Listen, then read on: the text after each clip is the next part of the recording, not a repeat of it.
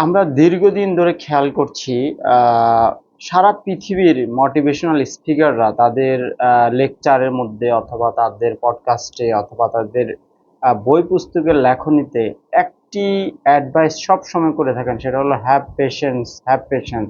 অর্থাৎ আপনাকে ধৈর্য ধারণ করতে হবে, ধৈর্য ধারণ করতে হবে। অর্থাৎ আপনি জীবনে কোনো ভালো কিছু অর্জনের জন্য আপনাকে ধৈর্য ধরে অপেক্ষা করতে হবে অথবা ধৈর্য ধরে আপনাকে কাজ করে যেতে হবে। এবং আমি আমার লাইফে যত ধরনের মোটিভেশনাল বই পড়েছি, প্রত্যেকটা বইতে আমি এই বিষয়টি পেয়েছি যে হ্যাভ পেশেন্স, অর্থাৎ আপনাকে যে কোনো বিপদ আপদে আপনাকে ধৈর্য ধারণ করতে হবে অথবা ধৈর্য ধরে আপনাকে কোনো কিছুর জন্য বারবার চেষ্টা করে যেতে হবে। সো এই বিষয়টি কিন্তু প্রত্যেক মোটিভেশনাল স্পিকার, সারা পৃথিবীর বিখ্যাত যত মোটিভেশনাল স্পিকাররা আছেন তারা তাদের পডকাস্টে বলেছেন, তাদের লেখনীতে বলেছেন, তাদের বই পুস্তকে উল্লেখ করেছেন, তাদের ট্রেনিংয়ে এই বিষয়টি হাইলাইটেড করেছেন। তো আমি আজকে এই বিষয়টি নিয়ে একটু ডেপথ লেভেলে কথাবার্তা বলবো, কারণ এই বিষয়টি আসলে বিভিন্নভাবে গবেষণা করার সুযোগ আমার হয়েছে অথবা বিভিন্নভাবে এটাকে দেখার সুযোগ হয়েছে, পড়ার সুযোগ হয়েছে, বিশ্লেষণ করার সুযোগ হয়েছে। তো বিষয়টি আজকে আমি এই বিষয়টি একটু কথা বলতে চাই। আপনার খুব শুনলে খুব অবাক হবেন যে হয়তো গত আপনার 2 দশক ধরে অথবা 3 দশক ধরে মোটিভেশনাল স্পিকাররা এই বিষয়টিকে খুব গুরুত্ব দিয়ে হাইলাইট করছেন যে আমাদেরকে ধৈর্য ধারণ করে সবকিছুর জন্য চেষ্টা করতে হবে। অথবা পূর্বে যখন হজরত মোহাম্মদ সাল্লাল্লাহু আলাইহি সাল্লামের কাছে মহান সৃষ্টিকর্তা আল্লাহর যখন কোরআনের আয়াত নাজিল করেন, তখন সেখানেই এই ধৈর্য ধারণের প্রথম যে অ্যাডভাইস, সেটা স্বয়ং আল্লাহ মানুষের জন্য এই ধৈর্য ধারণের যে অ্যাডভাইস, যে উপদেশ, যে আদেশ অথবা যে নির্দেশনা, সেটি ফার্স্ট কোরআন আয়াতের মাধ্যমে কিন্তু মানুষদেরকে জানানো হয় অথবা মানুষের জন্য এই কোরআন আয়াত নাজিল করা হয়। তো ধৈর্য ধারণের গুরুত্ব কি, এই বিষয়টি নিয়ে আমরা আলোচনা করব আজকের প্রথম পর্বে। আমরা দ্বিতীয় পর্বে আলোচনা করব আমরা কোন কোন বিষয় আমাদেরকে আসলে ধৈর্য ধরতে হবে, এবং থার্ড আলোচনা আমরা করব আরেকটি পর্বে, সেটা হচ্ছে এই ধৈর্য ধারণ করার কি কি বেনিফিট হতে পারে আমাদের জীবনে। তো আমি আজকে প্রথম পর্বে আমরা আলোচনা করব যে সবর বা ধৈর্য ধারণের গুরুত্বটা কি, কেন আমাদেরকে ধৈর্য ধরতে হবে, এবং এটা কেন এত গুরুত্বপূর্ণ, কেন পৃথিবীর সকল মোটিভেশনাল স্পিকাররা এই বিষয়টি হাইলাইট করেছেন, যে প্রত্যেক মানুষদেরকে নির্দেশ দিয়েছেন। সূরা মারিজের আপনার 5 নম্বর লাইনে এটা আছে যে তুমি উত্তমভাবে ধৈর্য ধারণ করো। এবং এখানে ব্যাপারটি কিভাবে বলেছে যে সাবরুন জামিল, এই সাবরুন জামিল এর শাব্দিক অর্থ হলো যে আপনিকে ভালোভাবে ধৈর্য ধারণ করতে হবে, অর্থাৎ উত্তম উপায়ে ধৈর্য ধারণ করতে হবে। সো আপনার এটা এমন, অথবা সবর অথবা ধৈর্য ধারণ করা, তো তো এটা এমন এক ধরনের ধৈর্য যার মধ্যে অভিযোগ নেই, কোনো ফরিয়াদ নেই, কোনো কান্নাকাটি নেই, কোনো দুঃখ প্রকাশ নেই, কিচ্ছু নেই। শুধু আপনাকে খাঁটি মনে কোনো কিছু পাওয়ার প্রত্যাশায় অথবা কোনো বিপদে আপদে আপনাকে ধৈর্য ধারণ করে অপেক্ষা করতে হবে। একজন উচ্চ এবং প্রশস্ত হৃদয়ের অধিকারী মানুষের উপর যে বিপদ আসে, অনেক মানুষের বিপদ আসবেই, ছোট হোক বড় হোক, বিভিন্ন ধরনের সমস্যা মানুষের লাইফে আসবেই। সো এই ধরনের তারাই উত্তম চরিত্রের, তারাই সেরা মানুষ, যারা যত মানে বিপদে আপদে, যে কোনো সমস্যায়, যে কোনো অস্থিরতায়, তারপর যে কোনো টেনশনে মানুষ দৃঢ় মনে যখন ধৈর্য ধারণ করতে পারবে, তারাই কিন্তু, পবিত্র কোরআনের নির্দেশনা হচ্ছে, তারাই কিন্তু উত্তম মানুষ। এই জন্য বলা হচ্ছে যে উচ্চ ও প্রশস্ত হৃদয়ের অধিকারী মানুষের উপর যে বিপদ আসে তা ধীরস্থির চিত্তে মোকাবেলা করে যাওয়াই এই ধৈর্য ধারণের একটি প্রকৃতি, একটি রূপ সেটি। এবং ধৈর্য ধারণ করতে হবে, এখানে বলা হচ্ছে যে আমরা কার মতো ধৈর্য ধারণ করব। এখানে বলা আছে যে আমাদেরকে সূরা আহকাফের 35 নম্বর আয়াতে বলা আছে আমাদেরকে ধৈর্য ধারণ করতে হবে নবী রাসূলদের ন্যায়। সো আমরা কিন্তু অনেক নবী রাসূলদের জীবনী জানি, তাদের জীবনে যে তারা জীবনে বিভিন্ন ধরনের দুঃখ কষ্ট অথবা বিভিন্ন ধরনের বিপদ আপদে তারা পতিত হয়েছিলেন। আল্লাহ তাদেরকে বিভিন্ন ধরনের বিপদ আপদে ফেলে তাদের পরীক্ষা নিয়েছেন, এবং এই প্রত্যেকটি পরীক্ষা তারা কিন্তু ধৈর্য ধারণের মাধ্যমে পরীক্ষায় উত্তীর্ণ হয়েছিলেন। তো এটা হচ্ছে সূরা আহকাফের 35 নম্বর আয়াত। এখানে বলা হচ্ছে এরকম যে, অতএব হে রাসূল আপনি ধৈর্য ধারণ করুন, এবং অতএব হে রাসূল, এটা আল্লাহ আমাদের মহানবী সাল্লাল্লাহু আলাইহি সাল্লামকে বলছেন, অতএব হে রাসূল আপনি ধৈর্য ধারণ করুন, যেমনি ভাবে দৃঢ়চিত্তের অধিকারী রাসূলগণ ধৈর্য ধারণ করেছেন। সূরা আহকাফের 35 নম্বর আয়াতে ব্যাপারটা আছে। আল্লাহ তাআলা মহানবী সাল্লাল্লাহু আলাইহি সাল্লামকে বলছেন, হে রাসূল আপনি ধৈর্য ধারণ করুন, যেমনি ভাবে ধৈর্য ধারণ করেছিল দৃঢ়চিত্তের নবী রাসূলগণ। তাহলে নবী রাসূলরা বিপদে আপদে যেভাবে ধৈর্য ধারণ করেছিল, মহান সৃষ্টিকর্তা আমাদের মহানবী সাল্লাল্লাহু আলাইহি সাল্লামকে নির্দেশ করছেন, হে রাসূল আপনি ধৈর্য ধারণ করুন তাদের মতো, ওই যে নবী রাসূলদের মতো, পূর্বের নবী রাসূলদের মতো, যারা বিভিন্ন ধরনের বিপদে আপদে দৃঢ় চিত্তে দৃঢ় হৃদয়ে তারা ধৈর্য ধারণ করেছিল, তাদের কথা বলা হচ্ছে। তাহলে সকল নবী কিন্তু তাদের কোর ভ্যালু ছিল তারা বিপদে আপদে যে কোনো সমস্যায় পতিত হলে তারা ধৈর্য ধারণ করে আল্লাহর কাছে প্রার্থনা করতেন। এভাবে তোমার আগেও রাসূলদেরকে মিথ্যাবাদী সাব্যস্ত করা হয়েছিল। রাসূলরা বিভিন্ন কাফেরদের দ্বারা বিভিন্নভাবে ক্ষতিগ্রস্ত হয়েছিল, বিভিন্ন অপবাদ সইতে হয়েছিল, তাদেরকে মিথ্যাবাদী উপাধি দেওয়া হয়েছিল। কিন্তু তাদেরকে মিথ্যাবাদী সাব্যস্ত করা ও নানা রকম নির্যাতন চালানোর পরও তারা কঠোর ধৈর্য ধারণ করেছিল। অবশেষে তাদের কাছে আমার সাহায্য পৌঁছলো। সূরা আনামের 34 নম্বর আয়াত।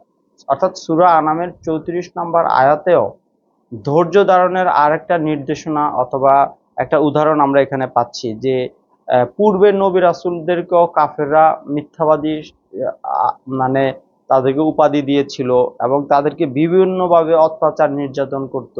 তো এত ধরনের অত্যাচার নির্যাতনের মধ্যেও পূর্বের নবী রাসূলগণ দৃঢ় চিত্তে দৃঢ় হৃদয়ে তারা ধৈর্য ধারণ করে আল্লাহর সাহায্য কামনা করেছিল, এবং আল্লাহ তাদেরকে পরবর্তীতে বিভিন্ন বিপদে আপদে আল্লাহ তাদের সাহায্য করেছিল। এবং আল্লাহর সন্তুষ্টির জন্য ধৈর্য ধারণ করতে হবে। তাহলে ধৈর্য ধারণ করতে হবে কার সন্তুষ্টির জন্য? একদমই ধৈর্য ধারণ করতে হবে ফার্স্ট আল্লাহর সন্তুষ্টির জন্য আমাদেরকে ধৈর্য ধারণ করতে হবে। কারণ এবং আল্লাহ বলেছেন যে তোমরা বিপদে আপদে ধৈর্য ধারণ করো, দ্যাটস ওয়াই আমাদেরকে ধৈর্য ধারণ করতে হবে।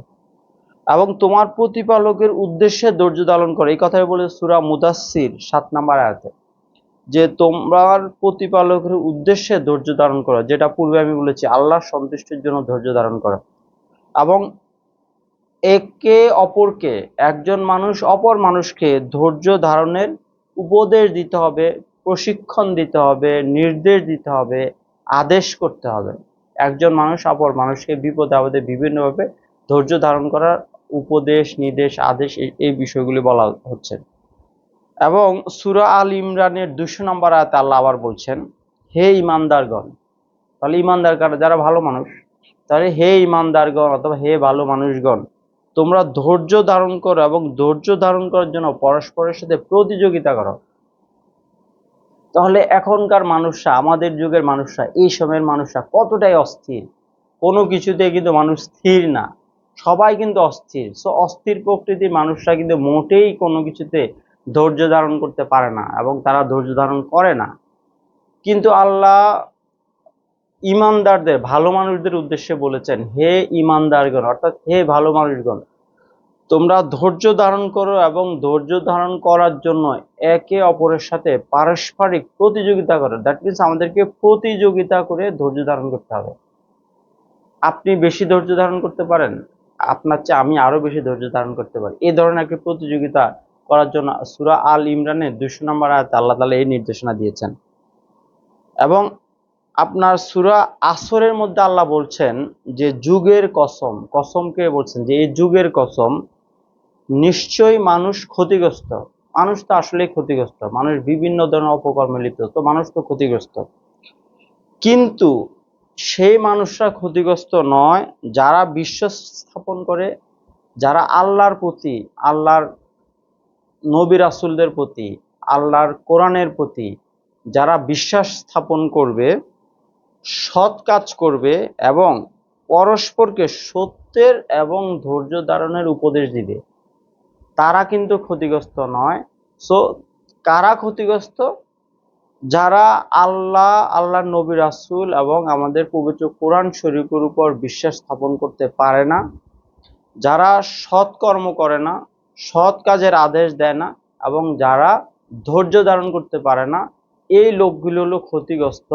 কিন্তু এই লোকগুলি ছাড়া যারা আল্লাহ, আল্লাহ রাসূল এবং পবিত্র কোরআনের উপর, ইসলাম ধর্মের উপর বিশ্বাস স্থাপন করে, সৎকর্ম করে, সৎ কাজ করে, সৎ আমল করে, বিপদে আপদে ধৈর্য ধারণ করে এবং অন্য মানুষদের ধৈর্য ধরার উপদেশ দেয়, তারা কিন্তু সফল মানুষ। তাহলে এখানে মানুষদেরকে বলা হচ্ছে যে কারা ক্ষতিগ্রস্ত মানুষ, কারা সফল মানুষ। তো সফল মানুষদের একটা ডেফিনেশন এখানে কিন্তু দেওয়া আছে। এটা সূরা আসরের মধ্যে আল্লাহ যুগের কসম করে এই বিষয়টি উল্লেখ করেছেন। সো ধৈর্য ধারণকারীরা জান্নাতবাসী হবে, এটা তো একটা মহাপুরস্কারের খবর। এবং এটা সূরা বালাদের 17 এবং 18 নম্বর আয়াতে মহান আল্লাহ তাআলা এই বাণীটি আমাদেরকে দেখিয়ে দিয়েছেন। সেটা হচ্ছে, তাদের মধ্যে যারা ঈমান এনেছে, যারা পরস্পরকে ধৈর্য ধারণের, দয়া ও করুণার উপদেশ দিয়েছে, এরাই কিন্তু জান্নাতবাসী। তাহলে জান্নাতবাসী কারা? ধৈর্য ধারণকারীরা কিন্তু জান্নাতবাসী। তো এই ক্ষেত্রে আল্লাহ তাআলা বলেছেন, যারা ঈমান এনেছে, যেটা পূর্বেই বলেছি যে আল্লাহ, আল্লাহর নবী, রাসূল এবং পবিত্র কোরআন, ইসলাম ধর্মের উপর যারা ঈমান এনেছে, পরস্পরকে ধৈর্য ধারণের উপদেশ দেয়, দয়া করুণার উপদেশ দেয়, তারাই কিন্তু জান্নাতবাসী। এটা আল্লাহ উল্লেখ করেছেন সূরা বালাদের 17 এবং 18 নম্বর আয়াতে। সো কারা ধৈর্যশীল তা আল্লাহ পরীক্ষা করেন। সো এই ধৈর্য, আমরা ধৈর্যশীল কেন, এটার পরীক্ষা আমাদের কিন্তু বিভিন্ন ভাবে, বিভিন্ন উপায়ে দিতে হবে। কার কাছে দিতে হবে? এবং আল্লাহর কাছে আমাদেরকে এই পরীক্ষাটা দিতে হবে। সো আমি অবশ্যই, এবং আল্লাহ বলছেন, এটা হলো সূরা মুহাম্মদের 31 নম্বর আয়াত। আল্লাহ বলছেন, আমি অবশ্যই তোমাদেরকে পরীক্ষা করব। দ্যাট মিনস আল্লাহ প্রত্যেকটা মানুষকে নির্দেশ করে বলছেন যে আল্লাহ আমাদেরকে পরীক্ষা করবেন। প্রশ্ন হচ্ছে, আল্লাহ আমাদেরকে কিভাবে পরীক্ষা করবেন, কি দিয়ে পরীক্ষা করবেন, কোথায়, কখন, কিভাবে সে পরীক্ষাটা হবে? প্রশ্ন তো আসতে পারে। সেটা আল্লাহ বলে দিচ্ছেন যে আমি তোমাদেরকে অবশ্যই পরীক্ষা করব, যাতে তোমরা তোমাদের আমি তোমাদেরকে অবশ্যই পরীক্ষা করব, যাতে করে তোমাদের অবস্থা যাচাই করা যেতে পারে, যাচাই করে নিতে পারি এবং দেখে নিতে পারি তোমাদের মধ্যে কারা মুজাহিদ এবং কারা ধৈর্যশীল। সো আল্লাহ বিভিন্নভাবে, বিভিন্ন বিপদ দিয়ে, বিভিন্ন ধরনের পরিস্থিতিতে, বিভিন্ন ধরনের আপনার বিভিন্ন ধরনের সিচুয়েশনে, অথবা বিভিন্ন ধরনের প্রাকৃতিক দুর্যোগ দিয়ে, অর্থ কষ্ট দিয়ে, রোগ ব্যাধি দিয়ে, বিভিন্ন ভাবে বিপদ আপদ দিয়ে আল্লাহ আমাদেরকে ধৈর্যের পরীক্ষা নেবেন। সো আমাদেরকেও কিন্তু আসলে ধৈর্যশীল হতে হবে এবং এই ধৈর্যের পরীক্ষা দেওয়ার জন্য আমাদেরকে প্রস্তুত থাকতে হবে।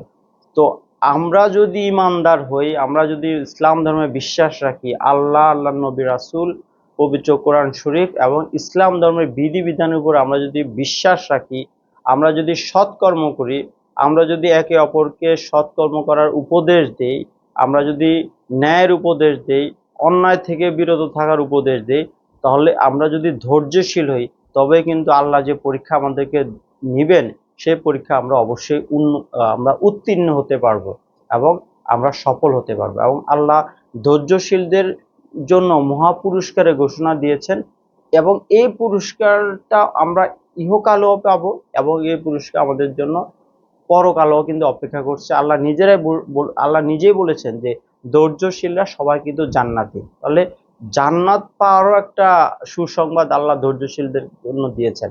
এখন আমি আপনাকে প্রশ্ন করি, দেখেন পবিত্র কোরআনে এটা 1400 বছর পূর্বেই ধৈর্য ধরার বিষয়ে এত ধরনের ব্যাখ্যা বিশ্লেষণ দেওয়া আছে। সো আমরা যারা কোরআন আসলে পড়ি না, কোরআন বোঝার চেষ্টা করি না, তারা কিন্তু সবাই ছুটছি সেই মোটিভেশনাল স্পিকার, রাইটার, অথরদের পিছনে, যারা বারবার বলছেন হ্যাভ পেশেন্স, হ্যাভ পেশেন্স, আপনি ধৈর্য ধরলে আপনি এটা পাবেন, সেটা পাবেন, আপনি সফল হবেন।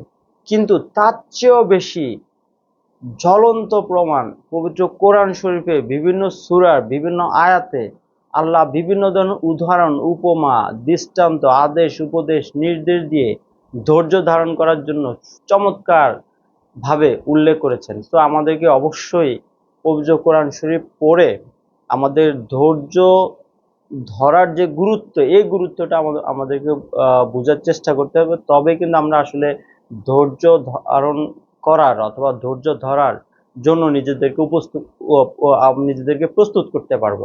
তো আজকের পর্বে আমরা আলোচনা করলাম যে ধৈর্য ধারণের গুরুত্ব সম্পর্কে। আমরা সেকেন্ড পর্বে আলোচনা করব যে কোন কোন ক্ষেত্রে আমরা ধৈর্য ধারণ করব। তৃতীয় পর্বে আমরা আলোচনা করব যে ধৈর্য ধারণের কি কি ফলাফল। আজকে আমরা কিছু ফলাফল নিয়ে কথা বলেছি, বাট আমরা ধৈর্য ধারণের ফলাফল আমরা তৃতীয় পর্বে এই বিষয়ে আরো বিস্তারিত আলাপ আলোচনা করব। আমি আপনাদের প্রত্যেককে রিকোয়েস্ট করব, আমাদের আজকের ভিডিও যদি ভালো লেগে থাকে অবশ্যই আপনি শেয়ার করবেন, অন্যকে জানার সুযোগ করে দিবেন। অবশ্যই আমাদের আইএলডির পেজ এবং আমাদের ইউটিউব চ্যানেলটি আপনি অবশ্যই সাবস্ক্রাইব করবেন, শেয়ার করবেন, অন্যকে জানার সুযোগ সৃষ্টি করে দেন। আপনাদের সবার জন্য শুভকামনা। আপনারা সবাই ভালো থাকুন, সুস্থ থাকুন। আপনারা অবশ্যই 5 ওয়াক্ত নামাজ পড়বেন, আল্লাহর কাছে দোয়া করবেন, সুস্থতার জন্য দোয়া করবেন। আপনাদের সবার জন্য